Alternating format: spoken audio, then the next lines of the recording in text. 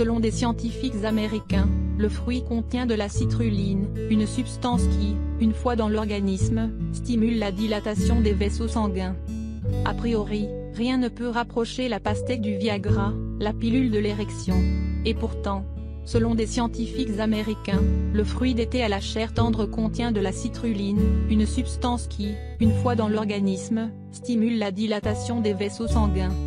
L'étude financée par le ministère de l'Agriculture américain a été menée par des chercheurs du Texas A&M's Fruit and Vegetable Improvement Center.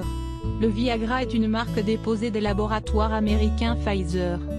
Lorsqu'elle est consommée en grande quantité, la citrulline, que l'on trouve dans la chair et la peau des pastèques, réagit avec les enzymes de l'organisme qui la transforment en arginine, un acide aminé bénéfique pour le cœur, les vaisseaux et le système immunitaire. L'arginine stimule l'oxyde nitrique, un vasodilatateur, sur le même fonctionnement de base que le Viagra, ce qui traite et peut-être même prévient les troubles de l'érection, explique Bimmu Patil, chercheur et directeur du Texas A&M's Fruit and Vegetable Improvement Center.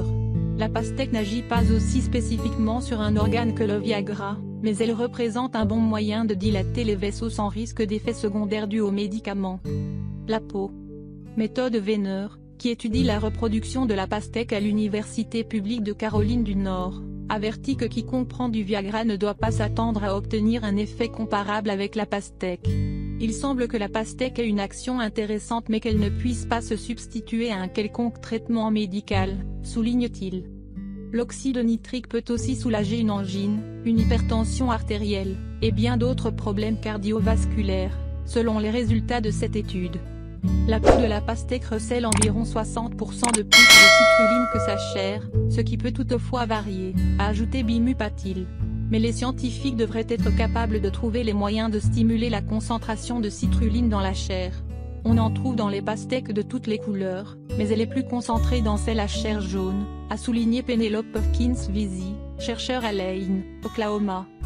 Cette scientifique juge valables les travaux de Bimmu Patil mais émet une réserve. Il faudrait consommer l'équivalent d'environ 1,5 litre de pastèque afin d'obtenir une quantité de citrulline capable de stimuler le taux d'arginine dans l'organisme. Le problème, c'est que quand vous mangez beaucoup de pastèque, vous avez tendance à aller plus souvent aux toilettes, remarque encore Penelope Perkins-Visi. La pastèque, qui possède un effet diurétique, servait de traitement homéopathique pour les patients atteints d'insuffisance rénale, avant que la dialyse ne soit très répandue. Effet positif.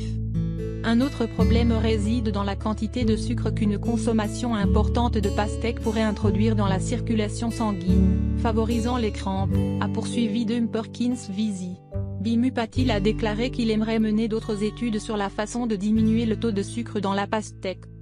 Le lien entre la citrulline et l'arginine peut aussi se montrer utile pour les obèses ou pour d'autres personnes souffrant de diabète de type 2. Les effets positifs, notamment vasodilatateurs, tout comme le fait le Viagra, commencent à être révélés par les travaux de recherche. La citrulline est présente dans d'autres cucurbitacées, notamment le concombre et le melon, à des taux très bas, et dans la protéine caséine du lait. Les concentrations les plus fortes de citrulline sont retrouvées dans les graines de noyer, selon Penelope Perkins-Visi.